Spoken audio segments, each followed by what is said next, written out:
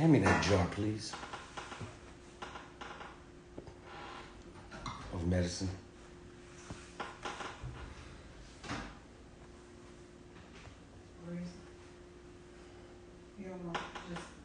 Yeah, all of that. I want it all. What's happening with y'all, good people? Sandy, what's happening with you, Sandy? Amen. It's time. It is time. How y'all doing? Everybody all right? What's going on, good people? I'm coming to San Antonio March 4th through the 5th. Be in Houston March 15th. Yeah. Fluffy Juice is in the building. Shout out to all my BBWs. Ah, man, I need to give y'all some love. Shout out to all my beautiful, beautiful women. Yeah, Trinice has entered the chat. Yes, Shay Speaks is in the building. Didn't get a chance to see her because she was sick as shit when I came to Arlington. Mia is in the building. What's happening with you, Mia? Christine, who worked with me, and I was fired from that job that Christine and I worked at. Christine, remember, I worked at the Rouge, and I was fired. They fired the shit out of me. Christine, you tell me, should they have fired me? Did I have it coming? You tell me. Precious Black Pearl is in the building. Yes. Mia says, I'm healing and dealing. Amen, Sister Mia. Amen, Sister Mia. We're sending healing prayers your way. Amen. Amen. Everything's going good. Ladies and gentlemen, I want to cheers to life. It ain't just because was it Wednesday or Thursday? What's today? Whatever it is, we're in it. We're in that day. We're in that day. People, let your folks know that March 4th through the 5th, I'm going to be in San Antonio. Yes, doing my thing all the cheers. Thank you. Thank you, Trinice. Shit. Only person that's going to say cheers back. Thank you. Trinice, when I get back to LA, I don't want to hear nothing. I'm going to be filming. At least just come hang out. Why I got to beg to hang out with my friends? Why? You know why? Because she busy. She busy dodging and ducking niggas. Ladies be ducking and dodging niggas and they be forgetting about their real friends. I'm that woman's real goddamn friend. So, Trinice, with that said, no excuse. You got to pull up when I get back to LA. When am I getting back? Next week. I'm glad you asked. Shit, I didn't think you was going to ask me. Shout out to the Gossiping Heifers. If you don't know anything about that platform, you're in the dark. Get from under that rock. Go follow my sisters. They're doing it big. I don't be here. That's why. See, I told you that my friends are busy. That's right. I'm coming to your town. That's right. I'm all up in your San Antonio. I'm coming. Yes. DC, I'm coming. Jennifer, that's a DMV representative. I'm coming. I'm coming. Macon, Georgia, March 12th, I'm coming. I'm coming. I hope y'all had a pleasant Valentine's Day. Ladies, did y'all have a good Valentine's Day? What y'all get? What y'all get for your Valentine's Day? Talk to me, ladies. I need to know. What you get? What did you get for Valentine's Day? I want to bring in. He's supposed to be in Houston. I don't know. Yo, nigga, are you coming to Houston? For real? You know I'm coming. Okay, that's definitive. Absolutely, it's coming. It's definitely that. Let me ask you something, Gina. What did you do for Valentine's Day? I talked to you on Valentine's Day. You know, I was about to ask if you got some dick, but I guess you didn't get no dick. No. The first thing I would have said was, hooray. I got some dick. No, I didn't. Shout out to Rose to Success. I appreciate you. Special is in the building. My son took me on a date and bought me a new watch. Well, you got money. You got money. What did you do on Valentine's Day? What did you do? Give me 1 second, Gina. You got money, Special. Your son get an allowance. I don't celebrate none of that shit. I don't believe in it. Can I talk to you? Can we talk? Listen, I was going to say, I don't celebrate that stuff because it's a slaughter of St. Valentine. They killed many people. I don't celebrate that shit. Wait, Okay. wait. Let me stop. I can't Take your find time. it. Take your time. I bought my mother 10 balloons and 3 cards. And I bought my mother that. Okay. That's And fine. Ralph Porter is in the building. Shout out to my brother, Ralph Porter. Gina, let me tell you, this what is you my drinking? spiel on it. What you drinking? I'm drinking champagne tonight. Oh, this is vodka. Okay, cheers. Cheers, Now, let me tell you, here's my spiel on it. And ladies, you know, whatever your opinion is, you're free to voice it. I don't believe in it. Gina, let's look at it in a broader sense, right? If you're in a relationship, you shouldn't need an outside force to let your lady or your spouse or your person, your significant other know that you feel a certain type of way for them. I feel it's so trendy. And love isn't trendy. Love is. It's not trendy. It is what it is. So I don't need a date that's nationally recognized by those. I don't need a date for me to honor my lady. That honor comes when I wake up and I see her. I say something, I show her. It shouldn't take a holiday for me to highlight my love for my lady. And if so, in my opinion, it's false. If we need that day to validate us, we ain't real anyway. Think about it. Listen, you preach to the pulpit. And then there are some people that if you don't give them something, they actually have a resentment and base your love on that premise. Oh, he didn't give me nothing. He must not want to fuck with me. He must not really love me. They will take this commercialized day that was created probably by the greeting card business. Who knows? You know what I'm saying? Or somebody who owns a flowers company said, you know what? We need to get these people to buy some flowers. Let's create a day called St. Valentine's Day. Ronnie Jordan in the building. Shout out to Ronnie Jordan. You got a special right now on Epics. Go check that out on Epics. Go check out my bro. Hey, Ronnie, come in. Come into this live, Ronnie. He got mad at me. Yeah, he got mad at me. He shut me out one time in his live. He got so mad at me. He got mad at me. Right. No, only because of what I said was true. But he got mad at me. He might get mad now. Okay, what did you say? Let's just go ahead and all I said was, he used to go on live in his car with the seatbelt. And you know, Rodney is not the smallest person, right? So send me a request, Rodney. Send me a request. Okay. So the car was very small. Mm-hmm. And when he was on live driving, eating some food and smoking weed, there was so many variables. And the seatbelt looked like it was choking him. And all I said when I saw him, I said, yo, you be careful driving like that. So he canned me up. And I said, seriously, I wasn't joking. Mm-hmm. So he had his boys on or something. I don't know. And more the culture. Yeah, I think they're all about the same size. Huh? Yeah, it's a crew. It's a bunch of big guys. But I was saying, I didn't mean to offend him. But I said, listen. Wait.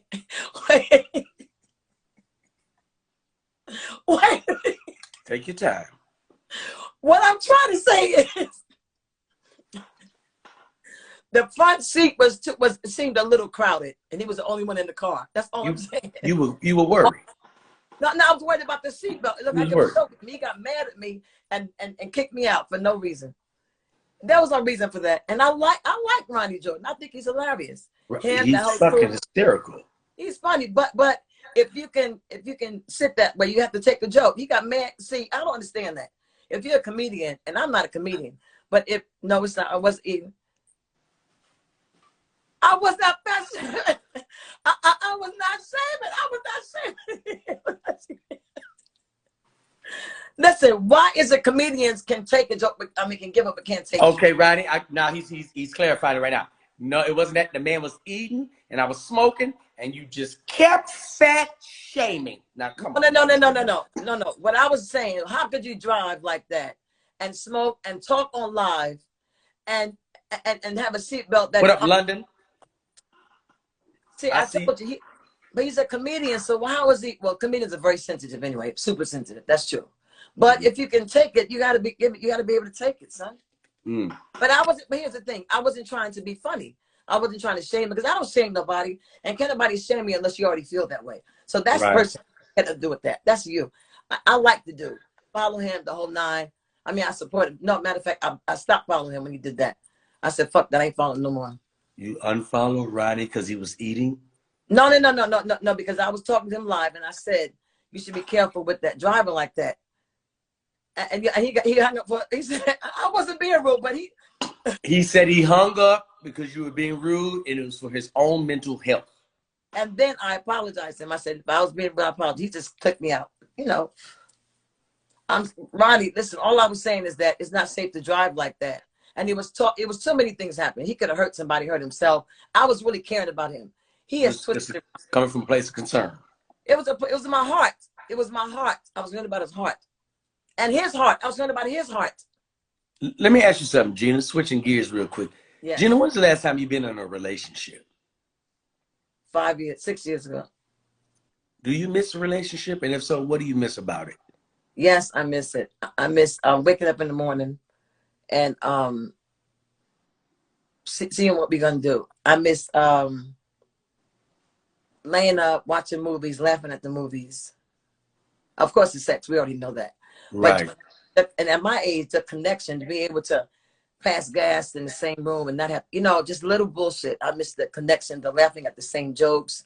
You know, I miss that kind of shit. But you know what? But it's coming. It's on its way. I feel it. It's coming. So what do you, so for intimacy, like, how do you soothe the lack of intimacy? You mean right now in my life? Yeah. Oh, you mean sexually or just touching people? Touching people. Well, intimacy, touching people sexually. No, all I do is masturbate for that. I get that off. But the intimacy from people I hug, I'm very affectionate. What up, Pint? Huh? You're very affectionate. But I mean, you still need, I mean, I'm guessing, I don't want to use the word need, maybe you don't, but I would think that you would still need, you need that meat.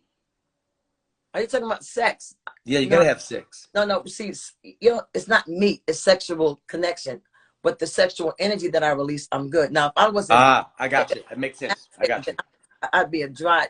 If I walk, you could probably start a fire, but I'm not like that. I stay lubricated because my creative juices stay lubricated. I masturbate because I have to. If you don't, and you sex, you'll find a very angry woman over 60. Really, a lot of women over 60, when they don't have sex or masturbate or something of that nature, they become very angry and bitter. And I'm not gonna be bitter, you know, old lady. That's not gonna happen. Oh, so women in their 60s still have a high sex drive?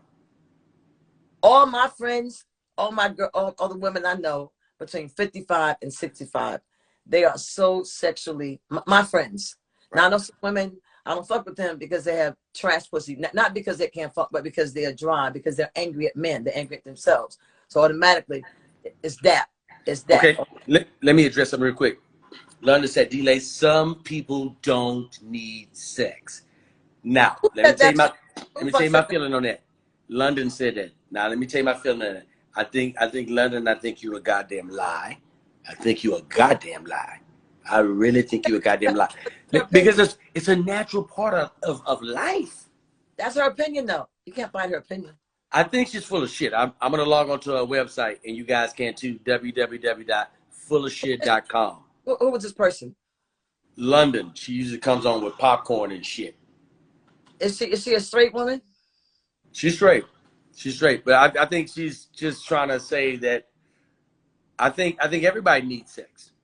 Not one. I think everybody needs sex. You need it. Or a sexual expression. You don't have to be a person. It could be. Or a sexual expression. You got to get that shit off, or you be. That's angry. For women. Like women can need a sexual expression. We need it. We need sex. That's me. Oh God. Ask TD Jakes. Can he stop fucking? He can't. Ask Joel Osteen. Can he stop? He can't. These are men of God. These people know the direct number to God. Men of God. Men of God. And they still wanting and needing. Yes, I agree. She says, I'm celibate. I need it though. No, I need it. I need it. I do. Let me just do a room check. Ladies, raise your hands. And fellas too, if you celibate. If you practicing celibacy. If you practicing celibacy. Celibacy and abstinence are two different things. You know that, right? Celibacy. No. No, both of them, you're refraining from both of them. So what would be the difference? Okay, now abstinence, you just not having sex. Celibacy is a spiritual decision. Ah, got you. Spiritual decision to not have sex, regardless of your situation. Abstinence, you might not be able to get none, or you don't feel like it, but you would. But you can be celibate in a relationship. Lisa raised her hand and said she's celibate. She's celibate here, celibate there. Right there. Bree is celibate. Okay, we got a few celibate women. I haven't had any dick for 2 years. You ain't practicing celibacy. You just in a drought. That's the difference. You just in a damn drought. Have you seen her? Yes. Okay. Yes. Yes. It's a drop by choice. Well, it's not even if, yeah, it could be a drop by choice, but I'm saying it's a drought. A born again virgin. I don't like that. I don't like that. Gina, I do not like born again virgin. I hate that. I hate the term born again virgin. Here's the deal. That coochie has been tampered with. I agree. I'm with you on that. That coochie has been tampered with. That's like saying some born again Jordans. No, ain't no born again Jordans. Who wore them goddamn Jordans? Them Jordans been worn before. I'm talking about, right. It's mileage on that pussy. Mileage. Exactly. You talking about it's born again. Nah. No, it's revamped. It's revamped, refurbished. Old Val said, D-Lay, I will be daily, hourly with you. With you? Wait. Who was that? Wow, that's nice. Listen, I used to work with her at the Hilton Hotel. She never said no shit like this ever in life. All right, listen, I'm going to ask you a question. All right, my son, who's 31, we've been talking about sex a lot, right? Because I talked to him about sex. When you have sex, before you were with the woman, or maybe now, I was told that the goal for most men is to satisfy the woman. Right. And then I was talking to my son. He said that orgasm is not that important for him until a woman has an orgasm. That's very true. That's so true. Okay, so you now in my mind as a woman, I'm thinking I want him to come because a man coming means satisfaction in my mind. So when you have sex with a woman and she doesn't come, have you ever gotten beef about that? How come you didn't come, or why didn't you? Now you gotta look at the stages of my life. Now the old D-Lay didn't give a shit if you came or not. If you didn't come, that's on you. You don't know your damn body. That was the old D-Lay. The mature D-Lay is like, I have control. I'm gonna hold mine off. I need you to get off. I need you to get off. That's the important thing now. Now it's more of a, I'm turned on that I'm turning you on. So I could defer from my gratification and let you just go for yours, and then I'll come around and get mine, and then we can explode together. That type of thing. All right. So how do you know when she has an orgasm? We know orgasm are coming. Can you tell the difference? I can, because that's my whole mission. I know what the whole goal is. So I'm taking my time and I'm studying this woman's body while I'm on the inside of her, and she's understanding that this man is taking his time, and now it's a connection. I keep saying it. That's what brings about the best sex. It's a connection. You got to have a strong connection. The stronger the connection, the bigger the nut. The stronger the connection, the bigger the nut. So the connection usually is when you be with somebody for a long time. So a connection can't be on the one night stand. Right? No, that's not true. That's not true. You can meet somebody on one night and you guys both have the same thing in mind as far as what you guys want. You guys can have the same level of physical attraction. All that ties in. That's a connection. That's a connection. Once you guys have that agreement that you guys both are physically and then you make it happen, you can have some of the best sex ever on a one night stand. Now, if you're on the fence about it and you're like, I don't know, I'm gonna do this, you're probably not gonna have the best sex of your life. But if your guards are down and you open for the night and you open for whatever the outcome could be, then you got a good chance of busting a few nuts that night. So your transition to monogamy, has it been very easy? Yeah, because my lady understands me. So if you don't have an understanding, if your lady or your man doesn't understand you, then y'all gonna always be right on the teat of not believing that this is going to work. All right. Now, when you say understands, you mean accepts? Accepts and understands. Let me say that. Accepts. Like with me, like I've always been around women. It's always been a lot of women. You know what I mean? So like, there's nothing going to change about that. No matter who comes into my life, it's always going to be women. So if you know they're coming in and you and I have an understanding, then there's nothing that's going to be on the outside that's going to stop us. Right. Because the Right. women they're going to be there. I know what I bring. I know, you know what I mean, the type of energy that comes with this. Right. So if you don't understand it, a lot of women want to go along with it because it looks good, the optics of it. You know what I mean? It's like, yeah, I want to fuck with D-Lay. D-Lay going to break your goddamn heart. Because you want something that he don't want. He want to have a good time. You want to have a lifetime. Yo, listen, I told this guy a couple years ago, I said, if you want to get with me, you better know God. You better know God fucking with me. Yo, listen. You better have a foundation. I want to ask you something else. So, because your woman has to be secure in who she is, because I've been around you, and you're just easy to like. It's easy. I mean, I wouldn't fuck you because you were only because you were too young and because you have a girlfriend. But your energy is you pull. So your woman going through that, she has to be secure. So have you had situations in the past where you've had to tell women, listen, I'm fucking you, I'm not fucking her. They're around me and it's good. Has that caused you problems in the past? No, again, see, the thing, I think this is what breaks down relationships, right? I think this really breaks down relationships. If you and your lady don't have a communication level that's like nobody else in your life, I mean, nobody else, it's going to be hard for y'all to move as one. If you on the fence about dealing with me, it ain't gonna work.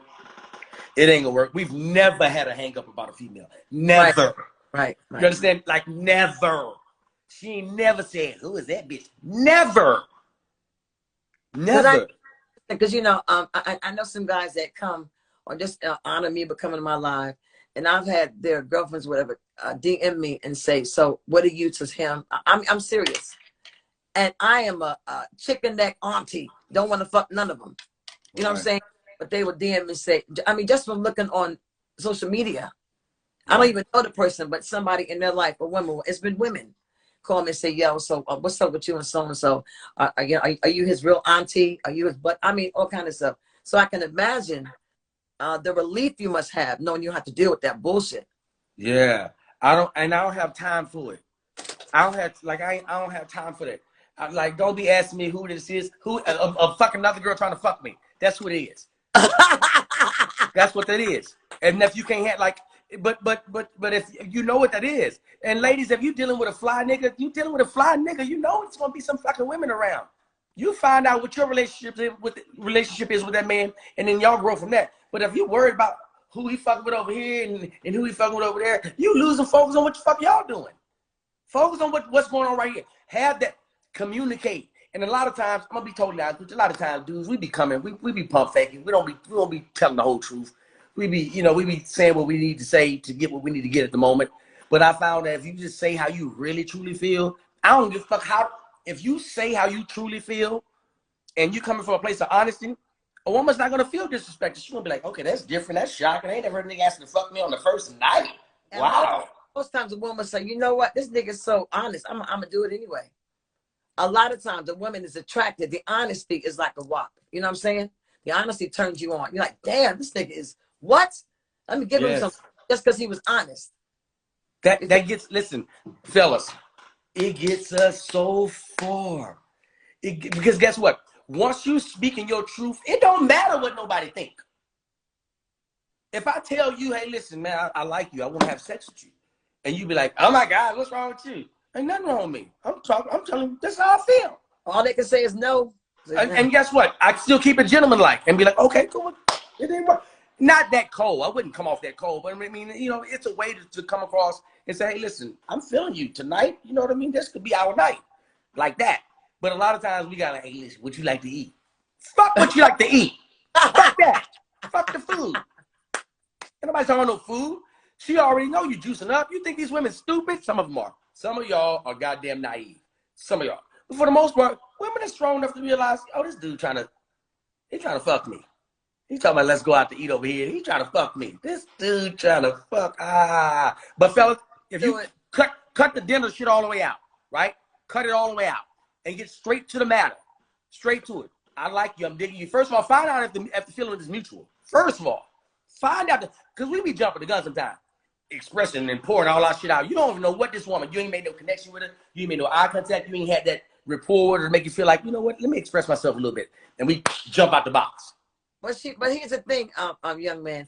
She probably peeped you first and made the decision to fuck with you and waited for you to send her the energy back or the eye contact. That's usually how it goes. Because most times the sister already made a decision.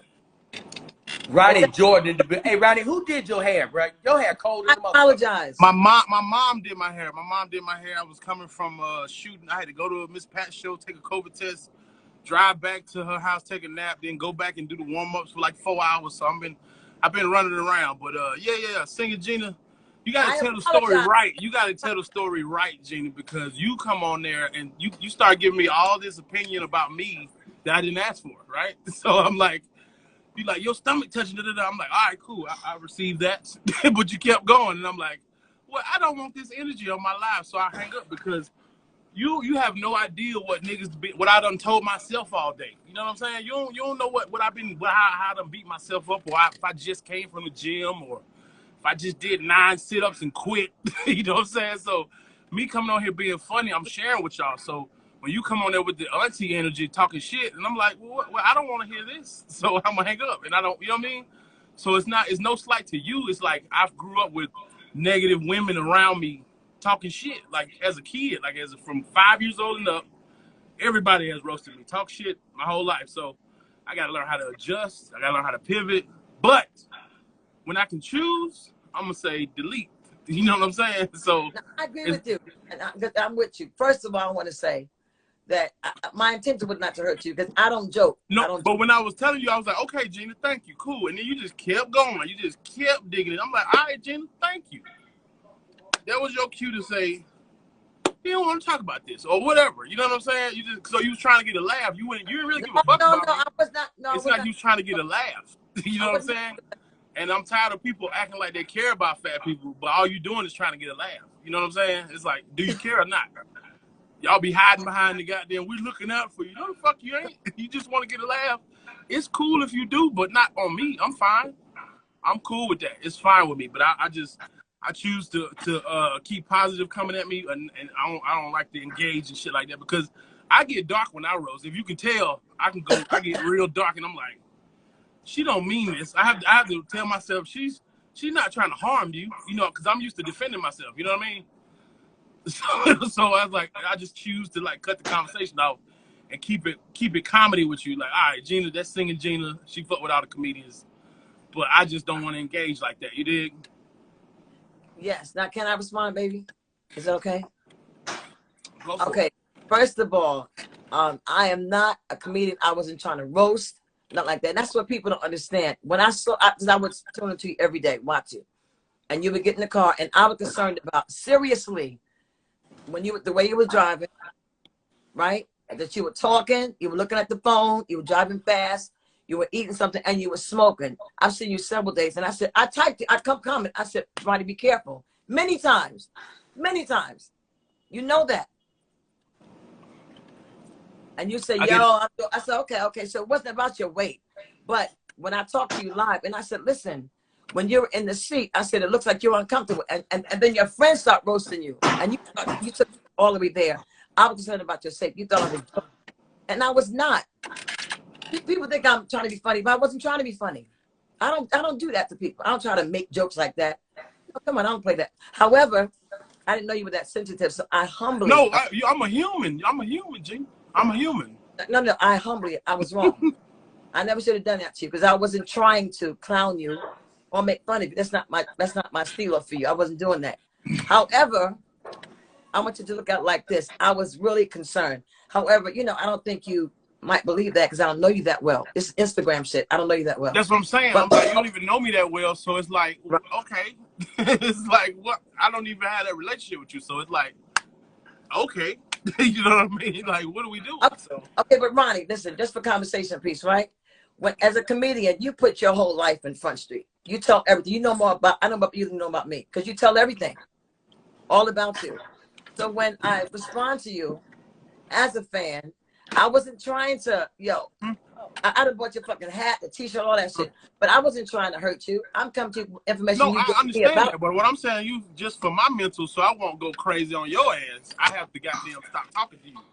You know what I'm saying? So it's like, listen, I cut people out all the time. I don't mind that. I cut people out, boom, out. because you know, if you want to go crazy, let me see, I can handle it. No, I'm saying I don't want to. I don't want to. I don't never want to talk crazy to a black woman especially online. That's lame as hell to me. It's like, what are we doing here? I'm on here for entertainment. I'm on here to uplift people. But it feel like you wasn't on here to uplift me. We was on here to just point out shit you thought was funny, and you was trying to make it serious. But it's like, okay, funny. I was not trying to be funny. You keep understand.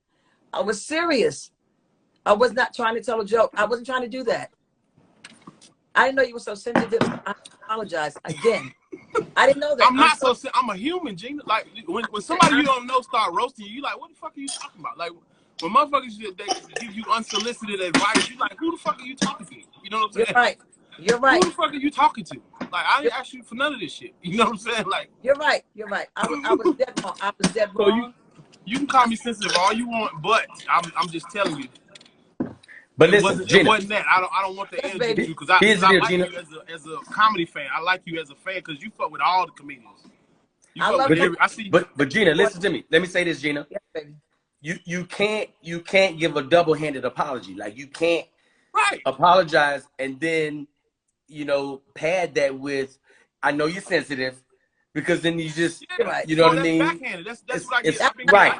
I get 10,000 of them comments on every platform every day. And DMs and you know what I'm saying? So it's like I'll just remove myself from that type of energy. It's fine. You know what I mean? It's no sweat. I fucked up. I'm wrong. I apologize. I was wrong. Yeah. I fucked up, Ronnie. I fucked up. I'm sorry. I hurt you. I'm sorry. Well, I appreciate you, Gina, being like, hey, listen, man, this is because that's what we got to do as black people. We got to realize, hey, listen, but hear me out. As black people, like we have an ego, it's a cultural ego in which we are too proud to stand on an L. Just, hey man, I fucked up. I didn't do it right. I didn't realize that I was coming off being insensitive. That's on me. And I'm not talking about. I'm talking about us in general as people. We gotta come out of that shell and be like, hey, listen, I was wrong. I didn't realize at the time I was doing something like this. And stand on it. Not an apology with a justification. You know what I mean? I go too far, and I was too far. I was went left. I was wrong, and I tried to compensate it by buying a shirt and a cap. We appreciate that. No. We appreciate that. Don't you ever think that blessed as fuck don't appreciate it? No, I was wrong, and I felt bad, so I was trying to do some bullshit. I was wrong, Ronnie. Okay, I accept it, but I'm just letting you know when you talking to somebody, you can't start the shit off with a diss. You know what I'm saying? Like your first shit to me was a diss, and I'm like, and now I'm on the defense. But I'm like, I can't. You look like one of my aunts. I would never. You know what I'm saying? Like I would feel like an asshole if I just went ape shit. And D-Lay, no, I go crazy when I roast. Like I had niggas try to kill me before. Before the internet came out, Gina, niggas was trying to kill me before for roasting. But I wasn't trying to roast you. But I understand. You gotta understand who you're talking to. I'm a mercenary killer. You understand? I'm PTSD'd out, baby. Okay, see now like that. When you start talking like that, see, I'm from Bed-Stuy. You know, I know, but best New York, y'all roast. Y'all fucking trying to be nice. I was trying to. Y'all roast. Y'all roast. I was trying to be nice. See, Ronnie, I'm still your fan. I'm gonna stay a fan. I don't know why people think they can challenge comedians. Like, I don't think y'all understand. Like, wait, what do you mean challenge? We always challenge. Everybody thinks they can do what we do. They think. No. Listen, and when I was growing up, the corner of Nostrand and Fulton with some tea and a buttered roll, or you say best. We sat in front of the thing and talked to each other. And you better have a mouth because you can't go on. But my thing is, my friends can roast me all day. You know what I'm saying? My friends can roast shit out of me all fucking day. Okay, if we got that kind of relationship, I wasn't trying to roast. If we got that kind of relationship, that's fine. But god damn, I'm on here trying to roast you. But D-Lay, look, I be on here trying to it be motherfuckers hit me like, bro, my day was fucked up till you came on live and just started playing music. You know what I'm saying? I get shit like that. Yeah. And niggas don't know my day was fucked up until I came on there and started playing music and smoking weed. You know what I'm saying? So when I'm on here trying to fix my brain and you coming on here talking about, can you fit that car? Is your fucking stomach touching the steering wheel? God, that don't look like you can fit. I got a Yukon delay. I'm like, motherfucker, this is a truck. This is a big ass truck. Right. Damn, can you fit in that car? I'm like, I didn't say but look, that. every time she says something, I said, yes, Gina, I can. And then I was like trying to like move on. And then Let it right. I'm letting you live. You know what I'm saying? I was like, yes. You are embellishing it. I didn't say all that. And I apologize. You have to go back there. I said sorry. I'm just letting you know what it is, because we live in a world where everybody's saying be sensitive, fucking you can't, like, mental health and don't bully, but that's all applies until you fat. Like, don't nobody give a fuck if you fat like that. You can't bully gay people, you can't bully little people, you can't say shit to goddamn transgenders, but it's a green light on fat niggas, and I'm sick of it. So it's like, hey, now we're talking about the whole world. It's like, I don't give a fuck what it is. Well, let's add old people to that, because they talk about old people, and I'm a senior citizen. So that's the same shit. Not as bad. It's no. You will get checked. You'll get checked for John roasting the senior citizen. They'll be like, "What the fuck you doing? You got a mama." Nobody defends the fat people. It's just you just get it, or you like this a nigga that make a living watching 600-pound Life cussing at the TV. I know a comedian right now. He makes a living cussing at 600-pound Life. Well, see, you don't know how. You don't know what them folks would they want to. They might want to kill themselves or something. You know what I'm saying? Hey, let me share something with y'all. I'm gonna share a story with y'all real quick. Let me share this story with y'all real quick in regards to what we're discussing right now, because nobody likes to be bullied. I want y'all to hear me all the way through. Nobody likes to be bullied. Now, for those of you who don't know, Gina, you're gonna have to be. This is a very important story. You can't interrupt. We no ad libs, like none of that shit. Like, I need to get this motherfucker all the way clean. One take, no ad libs. I got this motherfucker. I don't need no motherfucking assist. I got it. I just need to just stand in the pain and hear me. Ali, what you did to Ali, Gina? They saying Ali gave you the. She always fuck with your friends, D-Lay. What's wrong with you? What is going on, Jim? They said Gina Ali got into it. No, you see the gossip? You see how gossip starts? You see? No, I saw that was like the third comment that said Ali and her got it. Ali, it said Ali Sadiq like 3 times. I'm like, what? No. D-Lay, tell your story, because I'm telling you that. Okay. No, I can't believe no ad libs. I like that, D-Lay. No, hey, they say your hair's looking luscious, D-Lay. You got. Oh, that's that motherfucker Istanbul. You see that motherfucker coming through? You got that. That's that. Hey, come on, I'm out here with you, boy. And listen to me. I'm out here with you, boy. Ain't a piece of dye. Ain't no motherfucking fibers. It's all me. And it ain't even finished growing in yet. I'm gonna grow an afro by the end of this motherfucking month. So I haven't cut my hair the whole pandemic. I've been getting all kind of deals and shit with this hair, so I'm gonna let it keep growing. Hey, motherfucking Samson. Think Samson. Don't you let no woman get you to cut your goddamn scalp. So check this out. Nobody likes to be bullied, right? Let's just be clear. Nobody likes it. I was saying, for those of you who don't know, like, I grew up, I was an 8-year-old living in a dysfunctional household with my roommate, who was my uncle, and he was 40. For those of you, y'all know that story. Now, a lot of y'all don't know that I pissed in the bed for 12 summers straight. Every motherfucking day I'm pissing on myself for 12 summers straight. That's just what's going on. My nerves bad. I'm 8 years old. My motherfucking roommate 40. I'm going through it. I ain't the quite normal 8-year-old. So my nerves bad and I'm pissing on myself. But I don't know why, because I'm 8 years old and nobody explained it to me. But my bladder is weak. I got a weak bladder. Right? But I don't know that because I'm 8 and my family don't know nothing about no weak bladder. My grandmother think I'm lazy. Right. She think I'm just too lazy to get up and go to the bathroom and piss. So I just decide every night to piss in the bed. So my uncle, who is my roommate, he's disrespectful. You know what I mean? Like he thinks because I'm 8, he could say anything to me and it'll just roll off me, right? And he's always known for saying little slick shit. And he always said when his company around, right?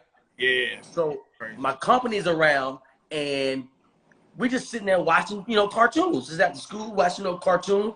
He was like, hey, boy, what you drinking on that icy? You got icy over there. Yeah, you just stop drinking on the ice like that. You're going to be pissing all night long. Now, at this particular time, don't nobody know I piss in the bed. Oh, he outed you.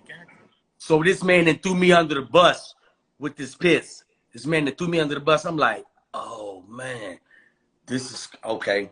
I'm embarrassed. Now my friends are laughing and giggling at me. I'm going to school. They like, pissy Dee, hey, pissy Dee, hey, pissy. They fucking with me, right? So I'm not as vocal as I am now. I'm kind of shy and reserved. So I'm like, I don't like this. Now my uncle, he get drunk all the time. And the drunker he get, the more shit he out.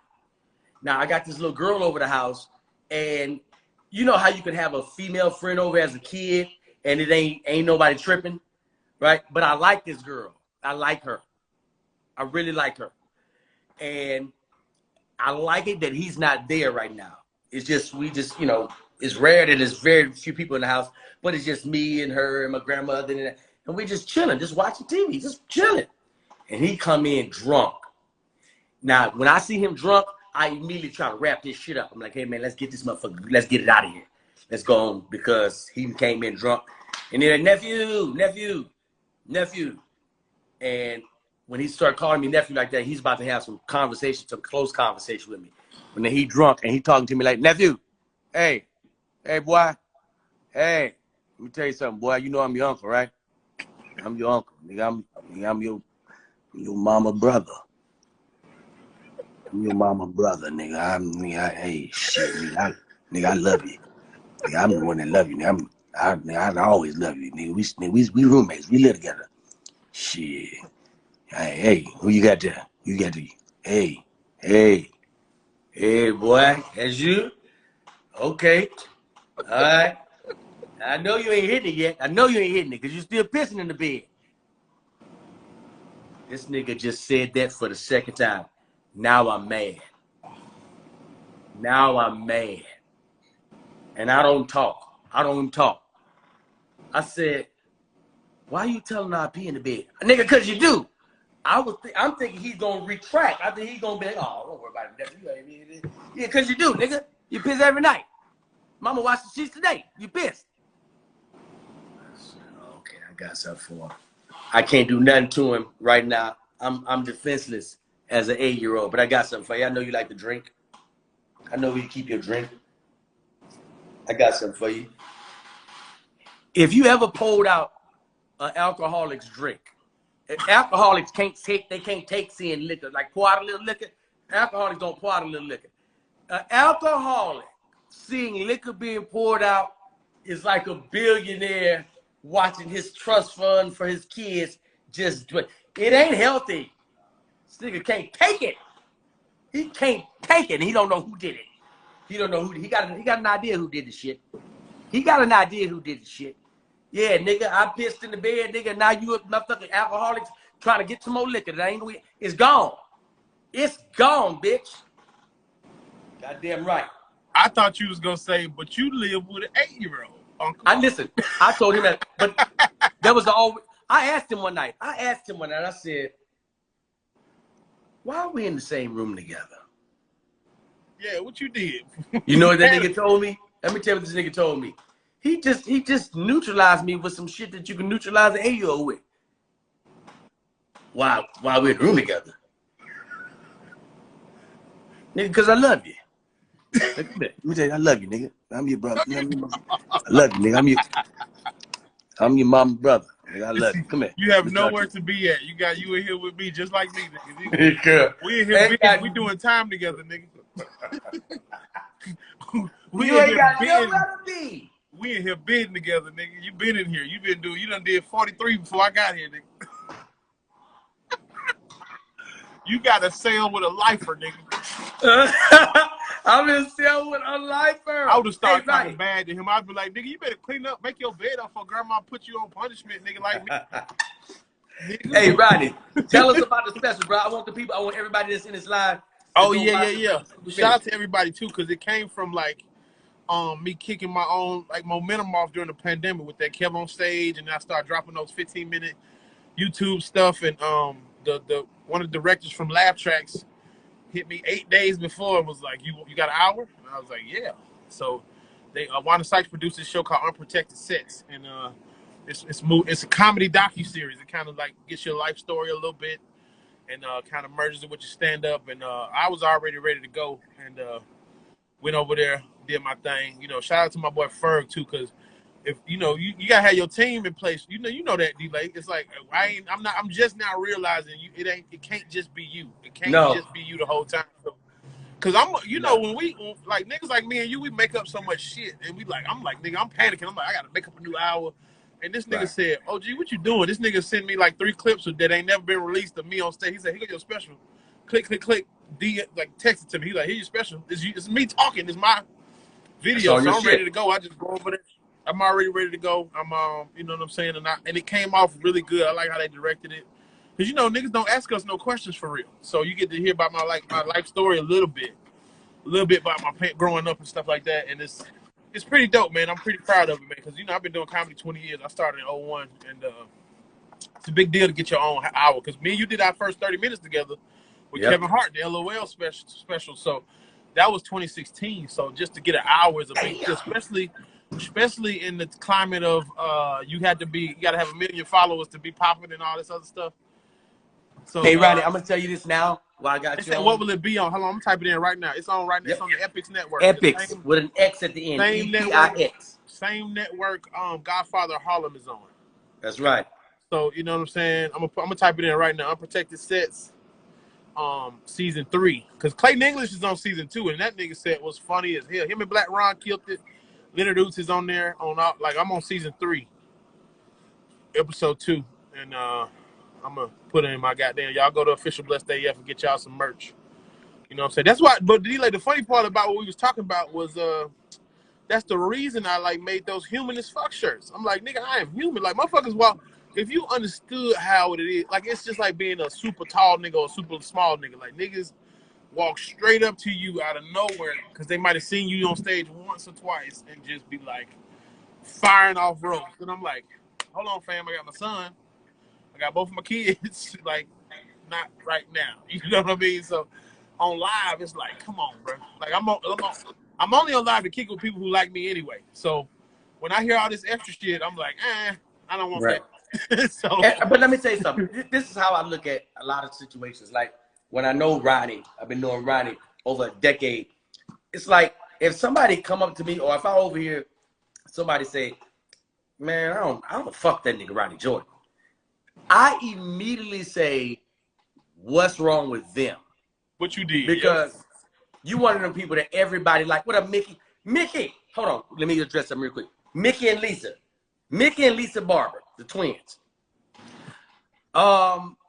They helped me out tremendously during my Achilles injury. They would come over and fucking, sit with me, massage my leg, put the gun on it, do a lot of shit. But Lisa hurt me. Her twin hurt me. What happened? And I know she thought I was like joking. People think like, cause you're a comedian, like whatever happens, you can laugh it off. You know what I mean? If they do something to you, you should laugh it off. Mm-hmm. And I said, hey man, that right there, what you're doing, hurts me. You talking about was she massaging too deep or some shit? She was massaging you too deep or what? Way too deep. Way too deep. I shouldn't have to say, hey, you gotta stop. Yeah, chill. You know what I'm saying? Hey, you gotta stop. Whatever you're doing, stop that. Yeah, but you know what I learned? How I learned how to separate. But it helped. It was helpful. You know who showed me how to tell motherfuckers to gnaw and have boundaries? Motherfucking Ricky Smiley. Motherfuckers used to come to him and goddamn it, like he'll be with his son. He'll be like, listen, dog, I'm not doing that right now. I'm off work. You know what I'm saying? You got to respect what I got going right now. You know what I'm saying? But I'm one of them. My mom always told me, if I don't want to participate, I don't have to. In any goofy shit. Like it's a nigga right now trying to beef for me. He was trying to beef for me in Atlanta. I told him, I said, bro, just don't never talk to me no more. Right. Don't. We can end it. Ain't gotta be no ill will. Just don't never ever talk to me in your life. When you see me, act like you didn't see shit. Right. Fine. And you ain't holding no ill in your heart towards no ill. It's fine. That's your piece. Yeah, I ain't do nothing but pay you. I did nothing but pay you all the time, and you mad about some other shit that I have nothing to do with inside your heart. So you gotta let people be mad by themselves. You gotta let people argue by themselves. It take two to argue, and y'all both look stupid from a distance. So it's like, especially if one of you niggas stop arguing. yeah, and it's like I don't want to waste my words and my time on people. Time is everything to me now. I don't got time for it. I do not have time for it. I got shit I got to do, man. I got kids. I got to get to therapy, bro. And you know what? Hey, Ryan, you know where that comes from? That comes from you choosing your peace over everything. Over everything. I aggressively choose my peace. You know what I'm saying? I choose this shit aggressively, dog. Like, right. Because money come and go, friend, all that shit come and go. It's like you gotta have a peace of mind. You gotta have, because you as long as you got peace, you can regain anything you ever lost. It's like, nigga, I'm a comedian. You can drop me off with just a t-shirt on and some jeans anywhere in the country, and I get back home. You know what I'm saying? I don't have to have $1 in my hand. I can get back home. I can make enough for rent as soon as wherever you drop me off. I promise you, I have the rent on the first. I believe that too. If you drop me off in Botswana, I'm gonna get back for sure. I need Wi-Fi and a phone. Yep. I'm gonna get some money. I'm gonna get some money. Mm-hmm. Period. Put me around some Wi-Fi and give me a phone. And I need to put me where at least 1 or 2 women are, because women are great helpers. Yes, and I grew up with an aunt like that. I had an aunt. I talked about it on Laugh Tracks. My aunt used to be so mean, bro. But she was like, she loved us, and she just used to buy shit. So with her buying shit, she felt like she could say whatever to whoever. And like, she used to talk crazy to my dad, but my dad was like respectful because it was my mom's like only living like elder. You know, her mom had passed. Her dad was like in the streets or whatever, but she kind of raised her. So you know how being a black family, the auntie with the money usually talk crazy to everybody, but they everybody, reckless.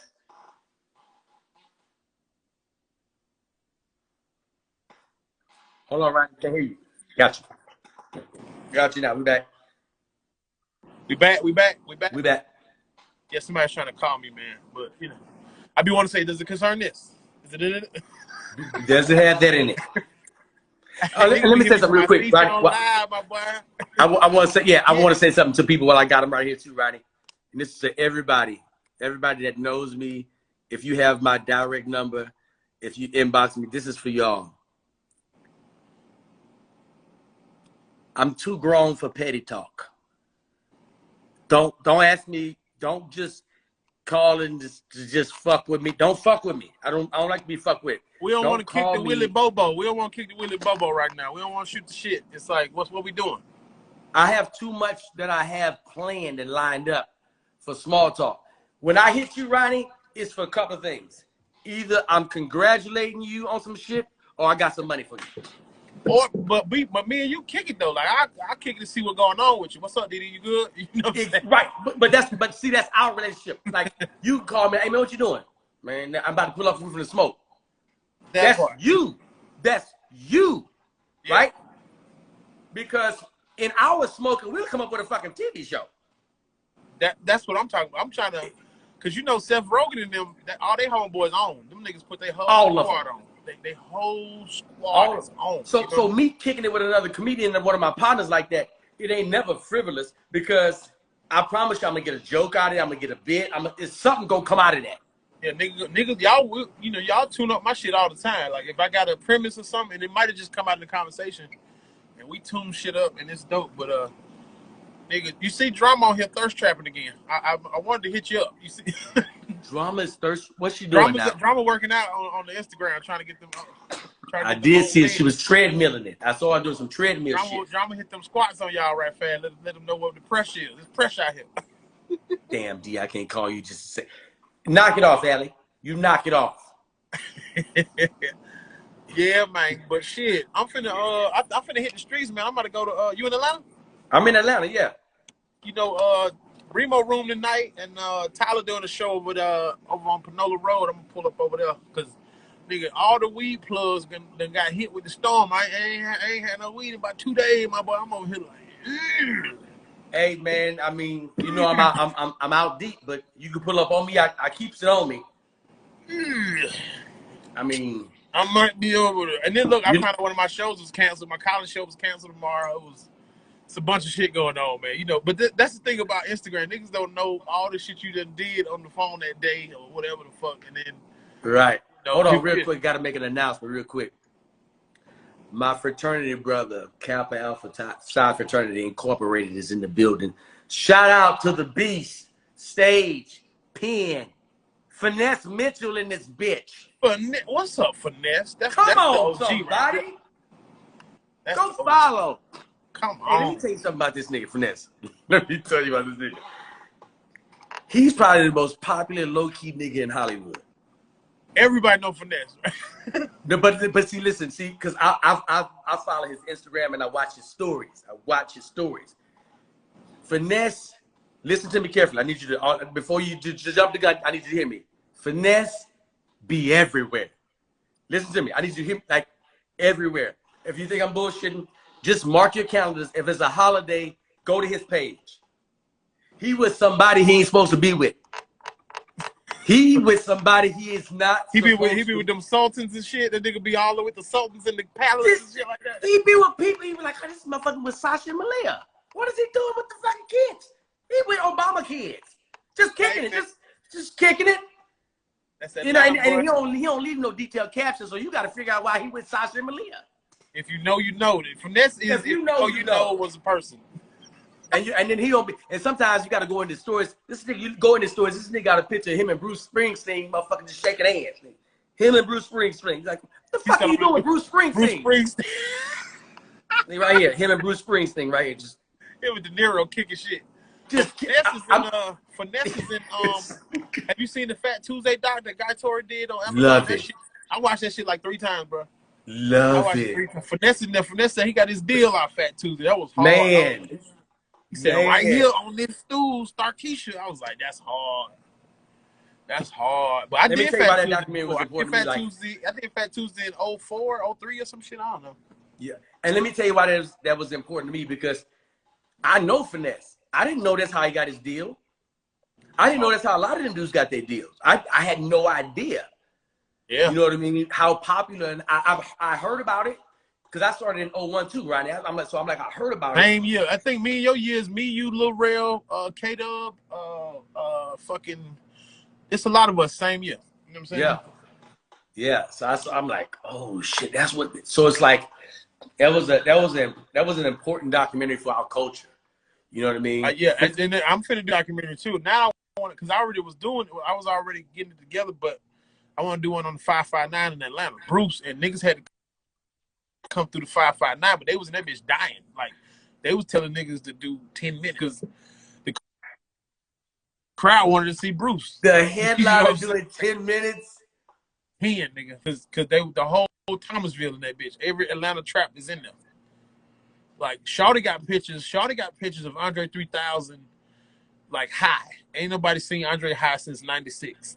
Like, nobody. He got pictures of Andre 3000 eyes bloodshot red, and they outside 559 posted up on the Cadillac. So it's a lot of history in that spot too. It's a lot of spots like the Mint. But you know, Bill tell them good ass stories about the Mint. They need to doc about the Mint, bro. Hey, listen, and I'm talking to Bill, right? Because the weekend that it came out, I was talking to Bill. Me and Bill was in the Dominican, and I'm like, Bill, hey, you got to do one on the Peppermint. He was like, nah, they already got Fat Tuesday. I said, nigga, the Peppermint is an entity in its own. This happened on Peppermint the East Coast. is the Def Jam. Peppermint is Def Jam. They talking about Fat Tuesday Def Jam. Peppermint is Def Jam. Yeah, yeah. Man, that shit right there was like, I'm looking at it like, wow, we are part of so much history. Like, that's a lot of history in our fraternity. You know what I mean? Can I tell you my Fat Tuesday story? You ever did Fat Tuesday? You ever did it? I never did it. So I did Fat Tuesday after I did the Walter Latham Kings of Comedy search. So I done won this Kings of Comedy contest, and I can't tell nobody. I'm up $25K plus all the road money.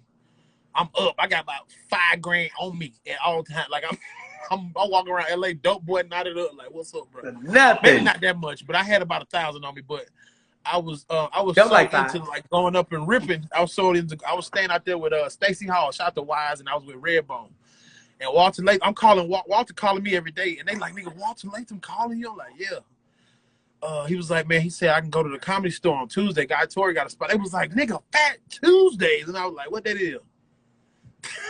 Y'all from Atlanta? I'm like, what's that? They like, the main room at the Comedy Store is a big deal. And I hadn't heard about the Comedy Store, and I was like, cool. But I just looked at it like another comedy night. And I went up that bitch and tore that motherfucker down. And when I tell you, I got off stage and Tyrese hugged me for too long, nigga. This nigga hugged me like this. And was like, nigga, you a star. You special, nigga. And I was like, well, thank you, sweet lady. Get off me, nigga. I saw that sweet. And then that's what I remember that night because Lavelle Crawford walked up to me and was like, nigga, you funny. And I felt validated because I grew up watching Lavelle. And it was Lavelle had thought I was doing his style, or he thought I was doing jokes like him. Nigga, he hadn't even seen my set. He was like, he thought that I was jacking him. I had heard it from somebody else. It might have been a lie. You know what I'm saying? But I'm thinking, then when he finally watched me, he was like, oh, this nigga funny. You know what I'm saying? Like it ain't have. I'm totally different from that guy. So was that your first time going up in LA? I think it was. I did Chocolate Sunday that week. I ran through that motherfucker. I ran amok in LA. It was like 04. Pookie still was at the Laugh Factory and shit like that. It was, you know what I'm saying? It was Walter calling around saying, go here, go there. Now, I was out there meeting my manager, huh? Now in 04, I wasn't living I was still in Vegas, but I had made a trip out to LA. It was my first time performing in LA, and I was excited. Ronnie, let me tell you how excited I was, bruh. I went on Melrose. First of all, let me back the story up just a little bit. Let me Quentin Tarantino this bitch. Just back it up. Yeah. Paint the picture, baby. Paint the picture. I was gambling in Vegas. I had a $3,500 lick. Now keep in mind, I'm strung out, but I don't know it. I'm a full-fledged gambaholic, but I don't know it. Okay. Yeah. And my goal is to get enough money to go to LA. You know what I mean? And my deal was, I'm going to pay somebody off to get on stage. I'm going to skip past all this shit. I got Vegas money. So I hit a $3,500 lick. I get on the freeway. I'm headed to Vegas. I'm headed from Vegas to LA. On my way through Vegas, from Vegas, you get to Pahrump. Pahrump got some more casinos there. I stop at that casino. I don't even go straight to LA. I stop at another casino. I stop at Pahrump, hit them for another $2,500. So now I'm like, I'm good. I'm going to go to LA and I'm going to stay there for like 3 days. I go there, I get a hotel room. First night, I go to the Comedy Store. They treat me like a real live patron. Them niggas like, you a comedian? I mean, here, I'll give you $20, nigga. Right over here. Get your ass over there. Pay that 20. We don't know shit about you. All right, cool. So I said, I'm going to go over to this other club that I know it was called the Ha Ha Cafe. And it was packed. There was a lot of people there. I went in there and I went up to the guy and I was like, hey, listen, I'm from Vegas. My name is D-Lay. I'm the next big thing. I think you should give me some stage time. This man's just like, who? I was like, D-Lay. He didn't say like he didn't hear me. That who was, who the fuck are you? That's that kind of who. Not, who, like, what you say? I said, I'm D-Lay. He still didn't know what was it. Yeah, cool. So I said, who do I get in touch with to get booked for this room? He gave me a number. He said, call this lady. I called this lady. And I hit her with, hey, listen, I'm representing D-Lay. And he's the next big thing coming out of Las Vegas, originally from Louisiana. And I was thinking that he's going to be doing a little tour, and he's going to have a little time in your city if he could do some time, like maybe 10, 15 minutes. And she wrote me back. She was like, yeah, have him show up. I'm like, oh, shit, I'm good. I go on Melrose. And I go into this clothing shop, and I buy a black leather suit with butter stripes.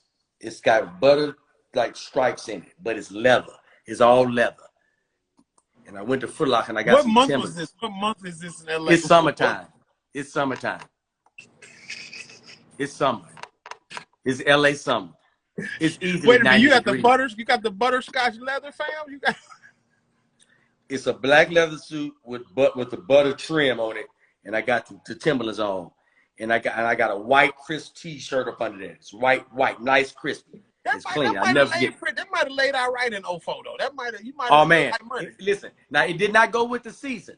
Somebody said, "Run, tell that ass." That's the Mark.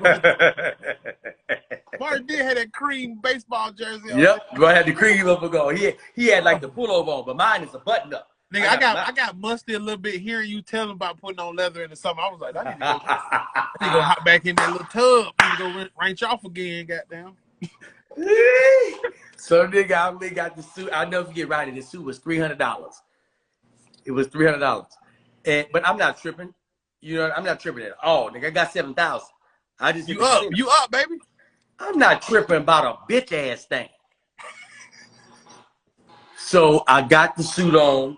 I'm at my hotel room. I've been in a hotel for a week, Ronnie. Just splurging. I'm just in the ordering hotel. Shit, eating this shit, living. I'm at Lowe's in Santa Monica. I'm at Lowe's in Santa Monica by the beach. Living my goddamn life like it's golden. I got my suit on, all leathered up, got my motherfucking butters on my feet. I head to the comedy club. I get to the comedy club. I walk in, introduce myself to the lady. Her name is Terry. She's like, "What is your name?" I said, "My name is D-Lay." She said, "Who?" I'm like, "Bitch, look, I'm the nigga that's been talking. You the one booking. Baby, we talking. Me. Come on. Oh, my publicist called. That was me. Come on now. You know what it is." She said, "Oh, okay. Are you funny?" And she's like an Armenian woman. She's like, she runs the club. Her and her husband run it. "Are you funny?" Right. I'm a little insulted. I was like, "Yeah, I'm funny." She's like, "Okay, I give you 3 minutes." I was like, 3 minutes? You don't want? I was like, "Okay, yeah, I'll take the goddamn 3 minutes. Fuck it, give it to me." I go on that stage, and I remember looking at it. It wasn't a big crowd. It was not a big crowd. It's like halfway full, but it was spread out. I remember going on that stage and going through that first joke, and I got that first joke off. When I hit that first punchline, I let it out, and it flatlined. Nothing. So I'm nervous, and I'm a new comic. I'm nervous. That motherfucker didn't go right. So now I'm rushing. Next thing I know, I look up, they're giving me a light. And at this point, I haven't heard any laughter. Nothing. I get off the stage. I remember in defeat, I put the microphone back into the stand in defeat. And when I walked off the stage, Terry was standing at the doorway. She was just standing with her arms crossed, looking at me like this. She said, "You lied to me. You lied. You told me you were funny." Oh, Lord. And I remember the feeling of, oh my God, this woman just told, like I had never heard it before. But she didn't say it. She just let me figure it out. "You told me you were funny." So now I'm like, oh my gosh. I got back in my car. I didn't even check out that hotel. I didn't even check out that goddamn. I got back in I left shit at the room. This is how frustrated I was. I left shit at the room. Your toothbrush and deodorant and cologne and shit at the room. Keep all that. Keep the fuck all that. Keep all that. You got another pair of Nikes in there, some socks, some shorts and everything. I'm wearing the leather suit back to Vegas. No fucking way. I'm going back. I get in my Mazda Protege. Ronnie, Vegas is a 4-hour drive from LA. It was a 6-hour drive for me. When I got almost back to Vegas, I stopped in Pahrump again at the casino. No, baby. No, don't do it, Miss Seeley. I go in the casino and I play for 30 minutes. I win $7,500. I get so cocky. I said, "Hey man, I need your biggest suite. I think I'm too tired to drive. I need the biggest one that you have. And your finest bottle of champagne."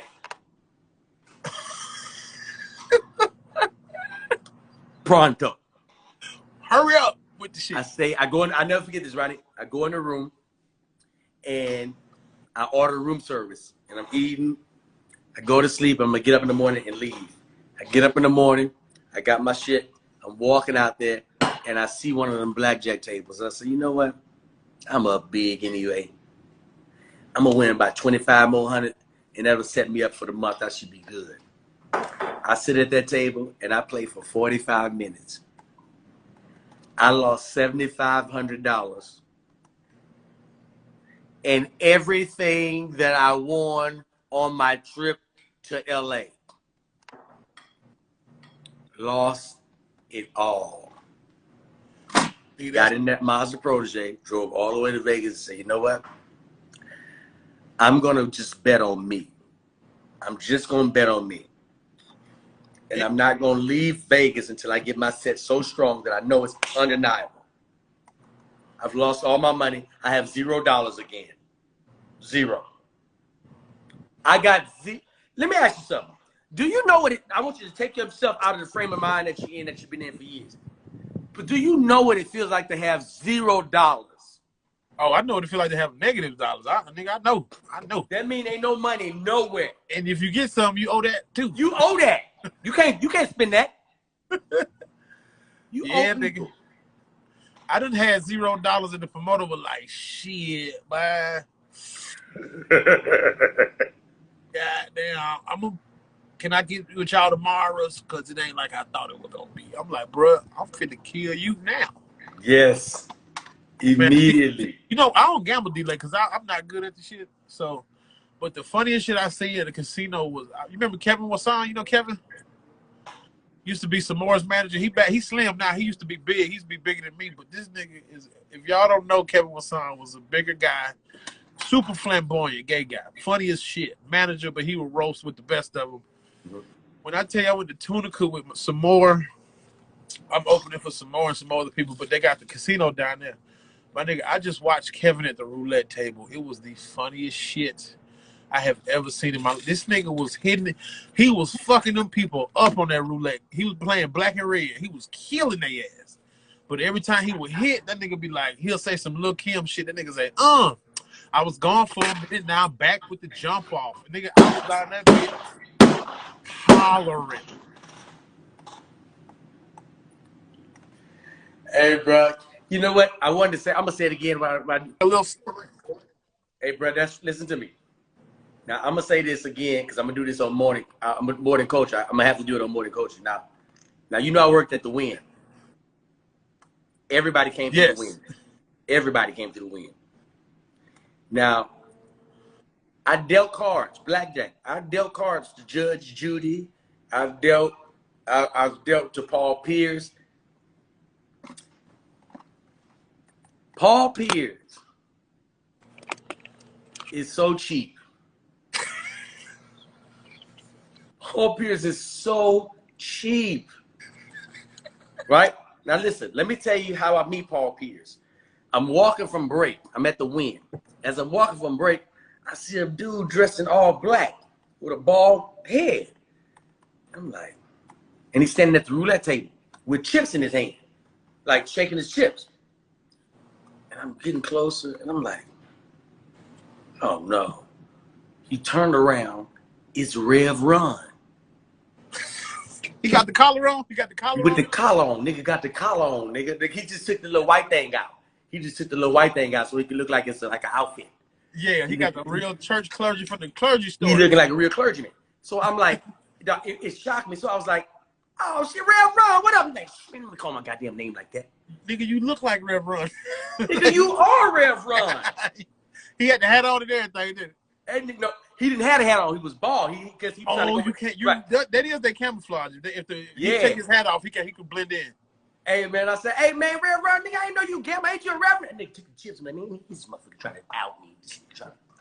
Yeah. I saw Rev Run cuss at birthday bash right after I saw him do some preacher shit on TV. And it was the last time I saw him I saw Jam Master Jay live. It was birthday bash in Atlanta. Jam Master Jay cutting that bitch. He cutting the motherfucker up. He said, stop it, Jay. Stop it, Jay. Motherfucking Jay, stop it. That nigga, me and my friend was like,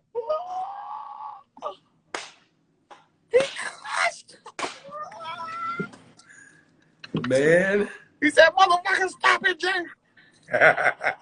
Jay was losing. He was going ape shit. Jay was yeah, right. Preachers cussing is the best shit. That's preachers and old people that don't really cuss is funny. That's the funniest shit ever, dog. So you saw Paul Pierce after that? Yeah, bro. And let me tell you something. I remember it was a cocktail waitress because I used to help everybody. Like everybody that was at my table, you getting paid. The cocktail waitress that's working that area, everybody getting paid if somebody winning. So Paul won like 50 racks. He won like 50 racks, right? And he took the shit. And whoever was player was actually like, hey, man, you gonna tip the players? He was like, man, they already making money. So I said, I can't wait to go on break. I go on break. I go right up to that nigga. I said, Paul, what up? What? Hey, man, big fan. I'm lying. I am not a fan of Paul. Not a fan of Paul at all. Paul don't like LeBron. Not a fan of Paul. Yeah. So I said, hey, man, what's up? I said, I heard that comment you made about they make money. I said, man, not to be in your pockets and like that, but like, you probably got 50 million on you. Right. And you ain't tipped me nothing. He was like, are you crazy? I said, no, I'm serious. He giggled and walked off to try not him, Kenny Smith. Yes, Kenny Smith don't tip. All the Kenny dealers, Smith put them don't on the tip. dealer. You the need best to make tipper. the dealers. You need to make the dealers list, so the dealers can know who got down. Because there's some cheap celebrities. They still rich, but they cheap, but they want all the amenities. Because they get so much shit for free. It's like, my nigga, come on, dog. They probably gave you the room and for the week for free, the best suite. Come on, dog. It's like not tipping your waitress, bro. That's a service. It's like this nigga standing on his feet for 10 hours, dealing your ass out. You know what I'm saying? But Ronnie, you got to understand, like in Vegas, like in the clubs, like for instance, right? Let's take Encore, right? Or let's take Tris. These are nightclubs in Wynn. Now I got a VIP service. I'm dealing with all the big dogs. You get a table as a waitress and somebody gives you $500 and that's all you make on that table, you hot. You hot. Because as a waitress, you can make $10,000, $15,000 a night. There's a fucking $15,000 tab over here. There's a $30,000 tab over here. There's a $60,000 tab, and you got all them tables. And you should be getting 10-15% out of all them shits for real. Especially if you a badass chick, if you fine, you pretty, and you personable and bubbly, you gonna walk out there with 15,000. That's what's up. Yeah. I'm about to go to Vegas. I haven't performed in Vegas since 03, 04. I did the MGM Grand opening for the Queens of Comedy. I have not even set foot in Vegas. I think I had a layover one time, but I ain't been on stage. I got to hit Jay Reed up, man. I got to get out there. I'm trying to get on Usher's show. He going back out this summer. I done made the call. I'm trying to host Usher whole shit, that whole summer. I'm trying to get me a Vegas residency deal so I can put on the leather for these niggas. Here's the deal. If you open for Usher, you got to skate. No, I have a little hoverboard or some shit, go back and forth. Bring you a motherfucking hoverboard. I might I'm gonna get your Achilles scooter and goddamn one knee they have. I'm gonna just slide in that nigga truck. Hey man, I'm a one knee scoot that bitch. That's what I'm come out on that one knee scooter and stand up and walk to the mic. Usher can't never not put on skates at his live show now. Everybody that's seen that guy flip, they like nigga, what niggas are showing up with their ticket stub and they skates in their other hand. Niggas, all the kids when I was growing up wanted to play football. All these kids want to goddamn do NFTs and skating shit. Yeah. Nobody want to play football. Everybody know about CTE. Nobody give a fuck about football no more. No. Like, nigga, I want to learn how to program and become a billionaire. Y'all can do that. Everybody's black. Get your kids in some type of programming, goddamn class, computer programming, learning code behind the shit. They'll never be broke. I promise you. I got a homeboy work for Google. He don't even work for Google. He consult. This nigga, millionaire. Millionaire. But I'm finna get out of here, man. So I'm finna go to the east side. But I might hit you up tomorrow, though, Diddy, for real. Hey, man, pull up on me, man. I'm here. Hey, man, love, man. Thank you. You always share your platform, man, because I got to lock in with you. I got to get my Facebook monetized. I think all my shit is in disarray. I need some orders. Hey, listen. Hey, how about this? Hold on, Ronnie. 2 days ago, Facebook demonetized me. But you got their number. You know that. I got your number now. Yeah. I heard they doing a lot back. of shit now. I heard they doing a lot of shit. Yeah, because Facebook is Metaverse is taking a hit right now. That stock is getting there. Oh, they're trying to pull the money. They trying to goddamn slide the money. We can't be shelling our money out both assholes. We gotta calm you niggas down. You creators, y'all getting too much. So they was like, They put the heart on you. But we gotta go to fan base though. We gotta fuck with the black home platform. I just got on fan base last night. Just talked with Isaac. Y'all go follow me on fan base, man. I'm gonna start going live over there. But yeah, man. Shout out to DD, man. Always a pleasure, my brother. Hey, man. Always. You one of the funniest niggas out here, bro. Because when it comes to energy, none matched. None. I'm like, I prefer when you host when I'm around. Like, I'm like, he hosts. I can just ride. I can just jump in on that one. Hey, right. I don't like to get niggas up. I don't like to do that shit. Right. I can do it. Listen, I can do it. I have that skill, but let me ask you something. Between now and Tuesday, when can me and you share a stage in Atlanta? Ooh. Between now and Tuesday. We can get on Tuesday at Cats. We can go Tuesday at Cats. Yeah. Let's go. And Nene Leaks got a room. What? Where? In Johns Creek. Man, let me know. Test me, and we're gonna see. I might pull up on it because me and her. I was talking to Greg way before he passed about kind of like writing and getting there, helping and shit. I smoked with Greg. Rest in peace, Greg Leaks, man. That's yeah, Greg Leaks. Yeah, good dude. I smoked with Greg at goddamn Dances Elite, man. Had a good ass time, bro. You know what I'm saying? The moments you be remembering as you get older, man. This motherfuckers that go on and you just remember you had a good time with that motherfucker. Yeah. You know what I'm saying? Rest in peace, all the goddamn people we lost this year before last. Y'all keep living, man. Y'all gotta keep living. Some of y'all be trying to sink down in them little holes and shit. Come out of that shit. Your babies need you. Your babies need you. You know what I'm saying? Y'all be niggas be trying to be depressed. Your kid like, mama, but can we play? Right. Yeah, you can't die. You can't die. You can't die. Mom, I need you to pay the Wi-Fi bill so I can be on Roblox. That's what I need. All right, man. Love, man. Stay up, bro.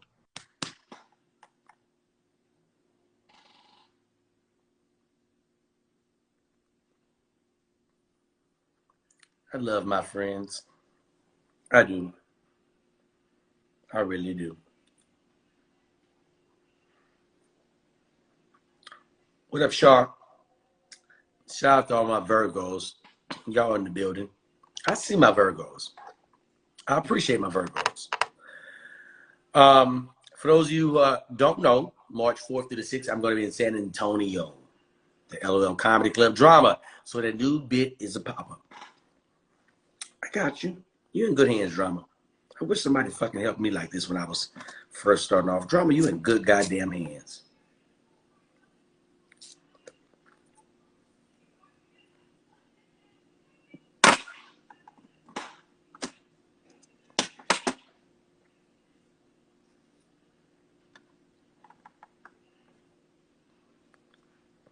Allie, that's funny. Woman, you funny.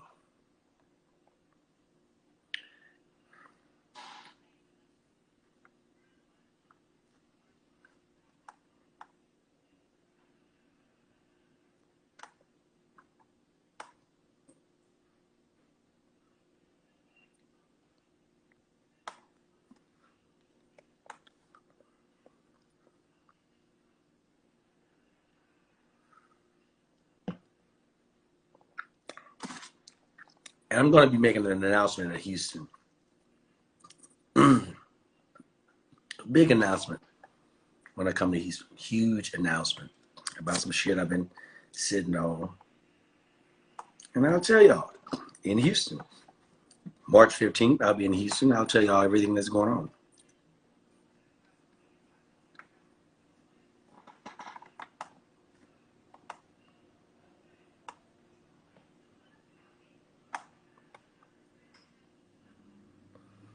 Yeah, Pine. You guessed it. Some shit brewing. I'll make that announcement in Houston.